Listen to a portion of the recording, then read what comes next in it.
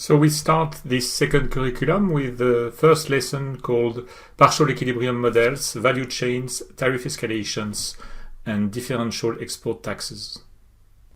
So what are we going to do? Well, in fact, I have considered that you need to refresh your memories after several months of not programming under GAM. So you need to work on a relatively simple partial equilibrium model in order to remind you the structure of a program and the main GAMS instruction. So this is the main objective of this first lesson. And what I would like to do is to take this opportunity to give you more in-depth treatment of an important policy issue, which is value chain, international value chain. So value chains with the world market. This is a key policy topic today, the insertions in international value chains.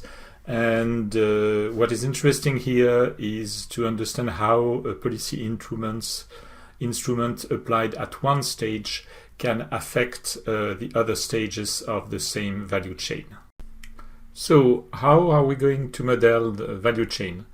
I remind you that one of the first partial equilibrium model that we did during the first curriculum was a very simple model of value chain with only an upstream stage of production, soy seeds, and a downstream stage of production, livestock.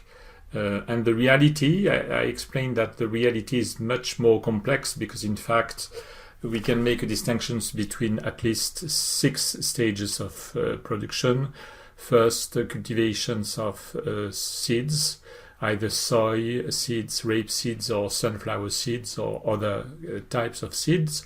So the stage 2 is the crushing activity that buy seeds and crush them and make from this, on one side, cakes, that is to say meals, for the livestock, which are transformed into animal products for the food industry, and on the other side vegetable oils that either is an intermediate input for the food industry in order to satisfy the final consumptions of households, or biodiesel.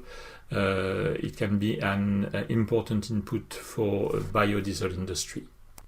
So what we are going to do is to design a new model which is more complex than the model that we did during the first curriculum with only 2 stages of production, but which is simpler than the reality. So we will consider 3 stages of production. The first stage, which is the cultivations of seeds, with only 2 types of seeds, soy seeds and others, which includes rape seeds, sunflower seeds, palm nuts, and other things like this. So these seeds are input for the crushing industry. The crushing industry produces 2 products. On one side, meals. On the other side, vegetable oils. Meals can be, in fact, the input of the food industry to make animal products. And vegetable oils can be demanded by either the for final consumption by households or by the biodiesel industry as an input. So I would like to make 3 theoretical reminders. First, about import tariffs and export taxes. So this is something that we already did, and so I will do it very quickly. Second, what we call tariff escalation, effective protection, and differential export taxes. So this is a very interesting topic, and this is a topic which is at the heart of multilateral trade negotiations in agriculture for a long time now.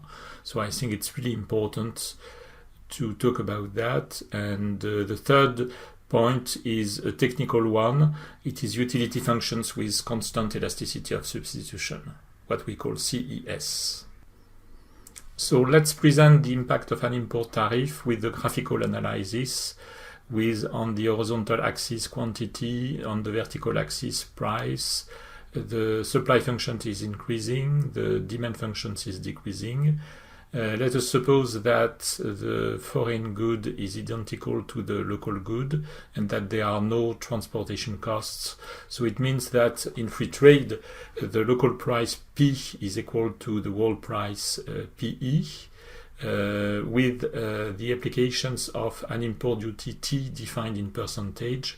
The local price is augmented to P prime, which is equal to PE multiplied by 1 plus T. So it means that there is an increase in production and a decrease in local consumption. So it implies an augmentation of producer surplus, a decrease in consumer surplus, and the creations of public revenue. Let us now present quickly the impact of an export tax. We still have quantity on the horizontal axis, price on the vertical axis. Supply is an increasing function, demand is a decreasing function. So we have still the local good, which is identical to the foreign good, and no transportation cost. Initially, the local price P is equal to the world price PE, but at a level which is higher than the autarky price. So it means that at this price, the country exports to the world market this good. If we apply an export tax, it means that the local producers will have an interest in reorienting their production to the local market, because exportation is taxed until the new price P prime, new local price P prime, equal to the world price divided by 1 plus T, which is the export tax. Let us notice that the export tax is defined on the local price. So with that level of price, the level of production is decreased and the level of consumption is increased. It means that the consumer surplus is increased, the producer surplus is decreased, and there is the creations of public revenues.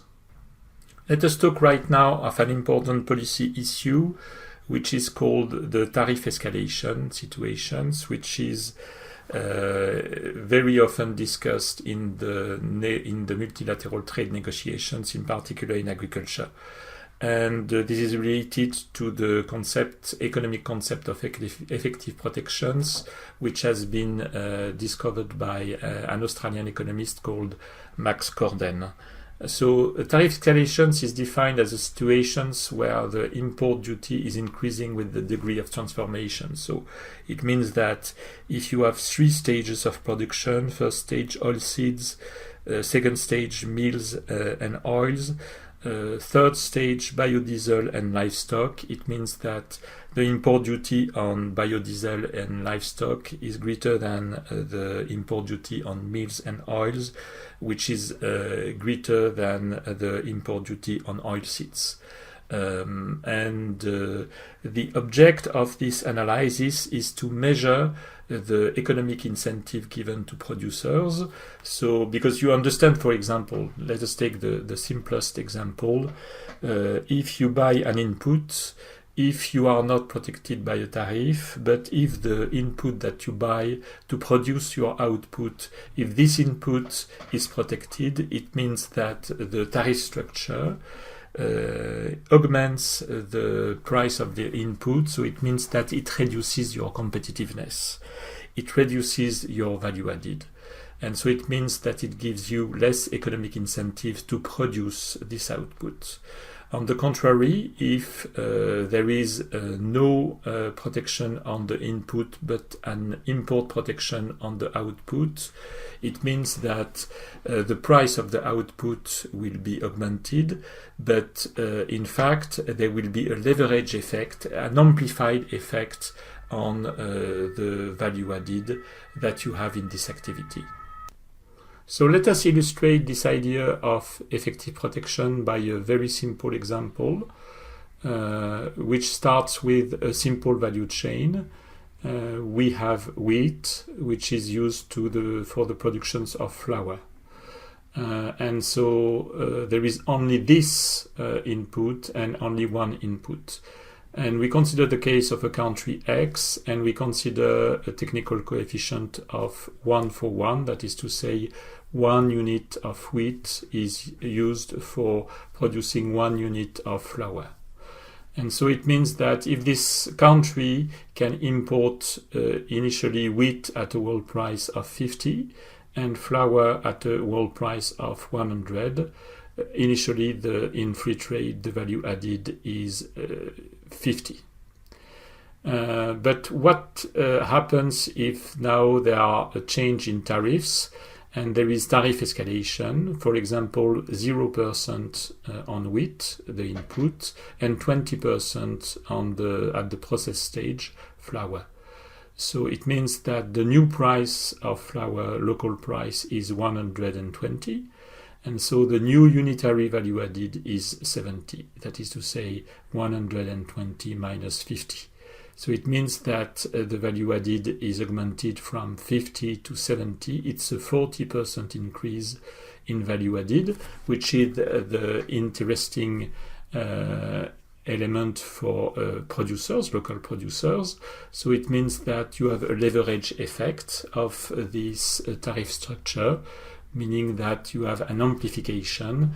An import duty of 20% gives birth to an augmentation of unitary value added by 40%. So what happened with the tariff escalation situations is that in a country, it's often rich countries like the European Union, if this country imports both the raw commodity and the processed commodity, the processed good, you can have an amplified effect on the process stage of production if you adopt tariff escalation. And it's very often the case because governments want to support, in particular, the production, the activity at the level of the process stage. And so what about countries exporting the raw commodity and the processed good? Can they do exactly the same thing, that is to say supporting the process stage of production? Yes, with what we call a differential export tax. So what is a differential export tax? It is an export tax decreasing with the degree of transformation. So if you have seeds, then the crushing activity that makes meals and oils, and then a third stage of production, which is biodiesel and livestock. Differential export taxes means that there is an export taxation at each stage of production, but the export tax at the level of the raw commodity is higher than at the second stage, which is even higher than the export tax at the third stage if it exists. And so the export tax is decreasing with the degree of transformation. And the idea is that with the export tax very high on the raw commodity, it decreases the local price of inputs, and so it supports the competitiveness of downstream stages. So let us illustrate this point with a very simple example. So it's a country X and very simple value chains, soy and meals made from soy meals. And this country can export both the raw commodity, soy seeds, and the processed commodity, processed good, soy meals. And we have a technical coefficient of 1 for 1 unit of soy for producing 1 unit of soy meals. And if the world prices are 12 and 20, and so if the goods are identical, the foreign and the local, and if there are no transportation costs, it means that in free trade the value added is 8. 20 minus 12, because 20 is the local price of meal and 12 is the local price of soy. What about the impact of differential export taxes? So let us take the simplest example of an export tax of 20% on soy and 0% on meal. So an export tax of 20% is going to reduce the local price of soy from 12 to 10. Why? This is because, in fact, if it is defined on the local price, with the local price of 10 and an export tax of 20%, the amount of the tax is 2. So with the world price of 12 minus 2 for the amount of taxation, it is equal to the local price of 10. So it means that producers are indifferent between exporting and selling on the local market. And so the new local price of soy seeds is 10, and so it means that the new value added for producing meals is 20 minus 10, so it is 10. So the value added has been augmented from 8 to 10. It is a 25% increase in value added, and again we have an amplified effect. With an export tax of 20%, we have a 25 increase in the value added at the process stage of production. So I would like to make a third theoretical reminder. It concerns utility functions with constant elasticity of substitution, what we call CES, and it describes what happens when prices vary, prices of different varieties of the same good. So, for example, it's different oils of different types, and so prices of these different varieties are modified, and agents wants to make substitutions. So, for example, when the price of the variety I becomes cheaper, agents wants to make substitutions at the benefits of I and at the detrimental of other varieties. How do we model this? The simplest way is the CES. So how do we define the utility functions with constant elasticity of substitution? In fact, it is characterized by a constant degree of substitution, so more exactly a constant elasticity of substitution, a parameter that we call very often sigma. What is this elasticity of substitution? It measures to what extent, when relative prices vary, how does the ratio of demands vary? So when the ratio prices of I over prices of J increases by 1%, the situation that the ratio demand of I over the demand of J decreases by sigma %. So this effect is always the same. It is always true, whatever level of prices and consumption are. From a mathematical point of view, how do we express things? Let I be the consumption of oil of type I. It may be oil from soybeans, oil from rapeseeds, oil from sunflower seeds, and let Pi be its price. So the composite consumption of oil, or the aggregate consumption of oil, is expressed as Ca with this formula, which is sum over I, so over all varieties of Ai at the power 1 over sigma, multiplied by Ci at the power sigma minus 1 over sigma, and the total sum being at the power sigma over sigma minus 1. So it's also the utility derived from the consumption of oils, and Ai is a share parameter, and sigma is the constant elasticity of substitution. This is something that we can prove if, for example, we maximize Ca, which is in fact also the utility derived from the consumption of oil, under an income budget constraint. and you can express the consumption of each oil, and you can demonstrate that sigma is a constant elasticity of substitution. So if we do some optimization, let y be the income. If you maximize this utility CA under the budget constraints, that is to say the sum over I of PI CI is less than or equal to the budget Y, you can express the consumption of each type of oil CI. In fact, there are three relations that can be interesting. The first one is an expression of a ratio of the consumption of two types of oil. The second one is the expression of the consumption of oil of type I, and the third one is an expression of CI in function of the aggregate consumption CA.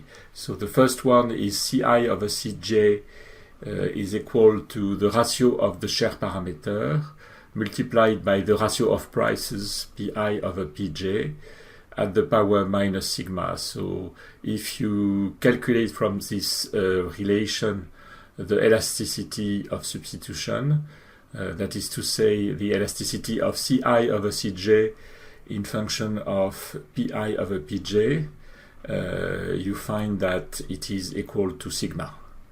The second relation is really interesting because you have the expressions of the consumption of one type of oil, and it is equal to the share parameter multiplied by the income multiplied by the price of this variety at the power minus sigma, and it is divided by a price index.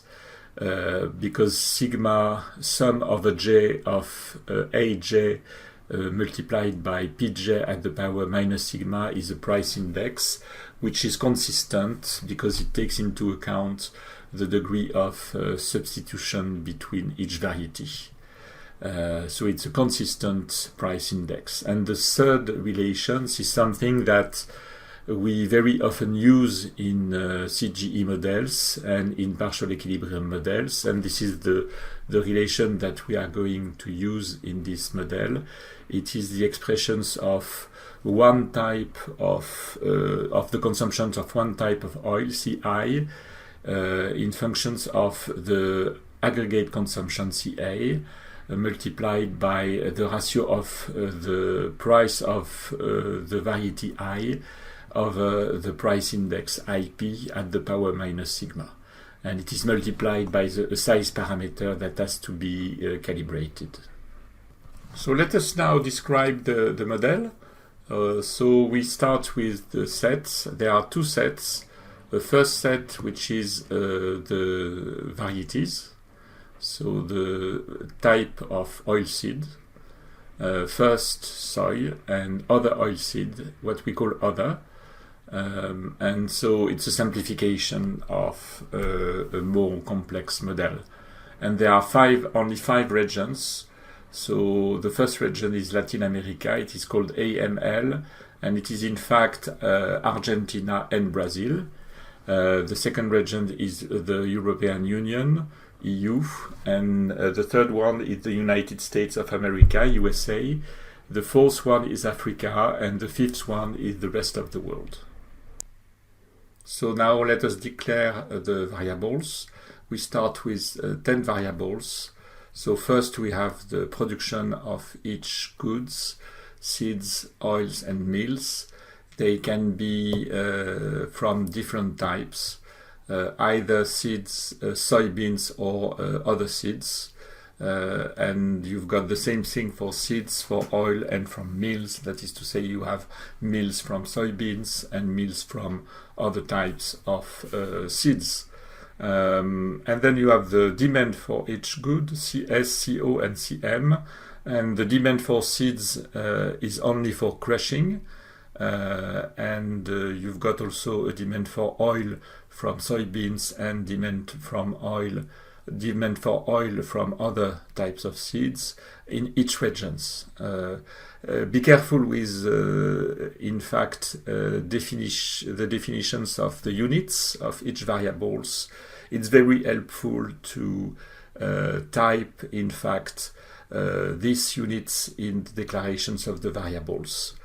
And then you have the net exports of each goods, either seeds, oil, or meals. And this is called XS, XO, and XM.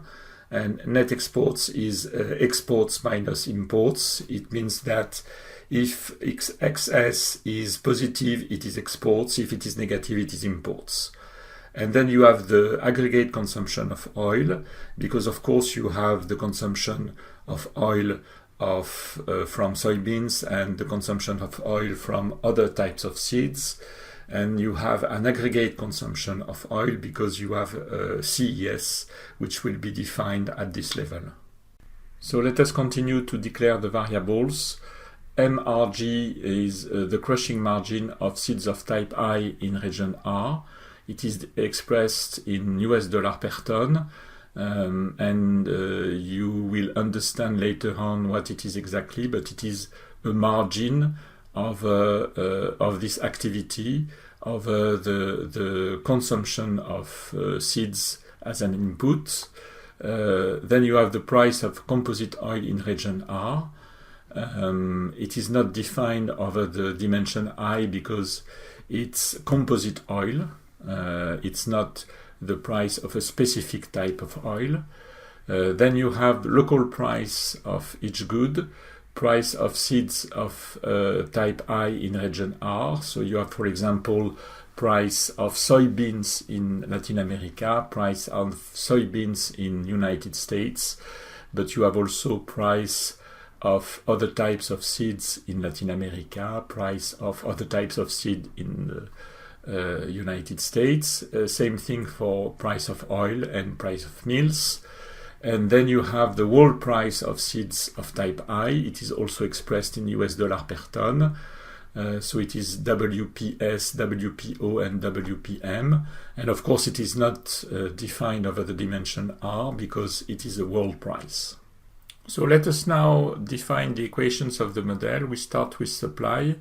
So the production of seeds YS of type I in region R is an isoelastic function of the price of these seeds in this region, PS of over I and R, and the elasticity, the price elasticity of this production is epsilon IR.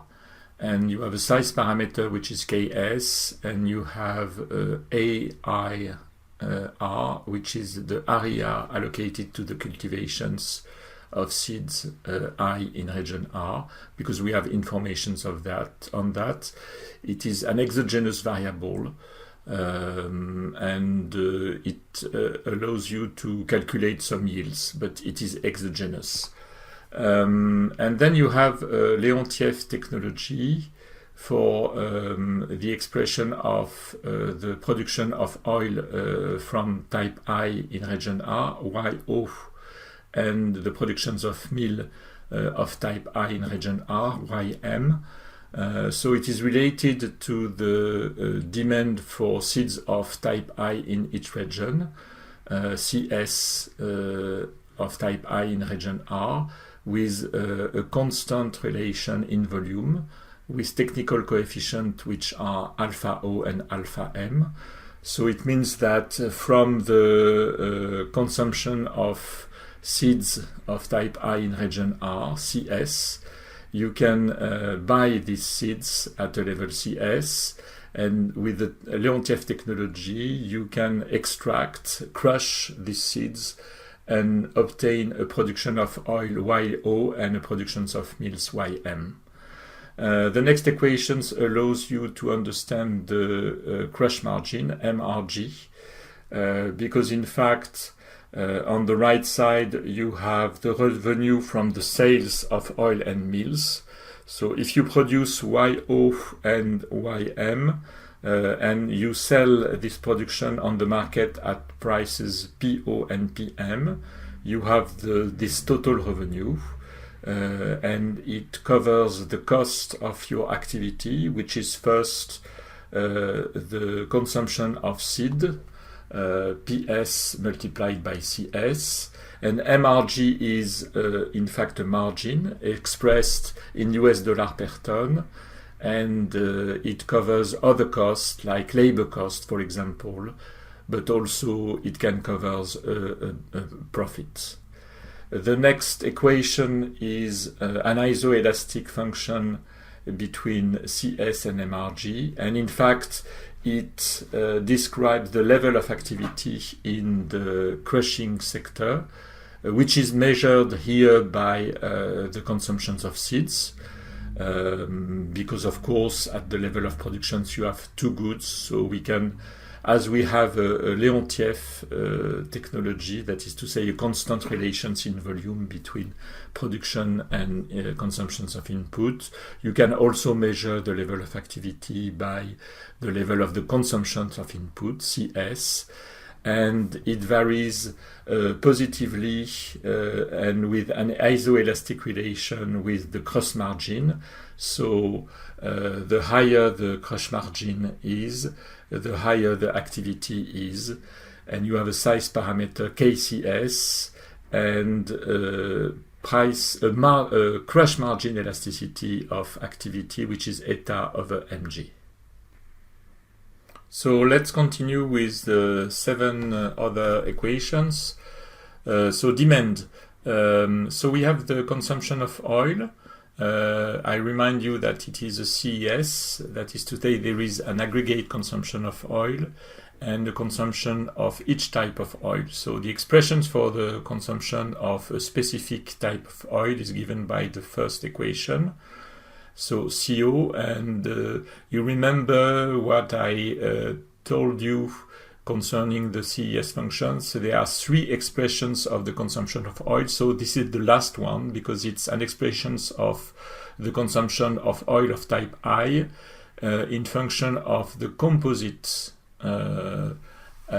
consumption of oil, which is C comp oil, which is on the right side of the equation. And so you've got a share parameter, which is A underscore C. You have, it's also multiplied by the ratio of the consumption, the composite price of oil divided by the price of the variety I, and it's at the power sigma, which is the elasticity of substitution. So you will find exactly the same formula as in the previous slide. It is the third expression given in the technical part that I told you earlier on. And so the second equation is the composite price of oil. So here I do not use the formula that I gave you earlier, because in fact we can make a simplification and express the composite price of oil as a simple average of the price of each type of oil PO, with the weights being the consumption of a specific type of oil CO divided by the composite consumption C comp oil. So in fact, if you take out of the sum C comp oil, you can in fact change the side of this variable, and you have this expression which is P comp oil multiplied by C comp oil, which is equal to the sum of the I of PO CO. The next equation is in fact a relation that help you to determine the level of the composite consumption of oil, C comp oil, which is an isoelastic function of the composite price of oil.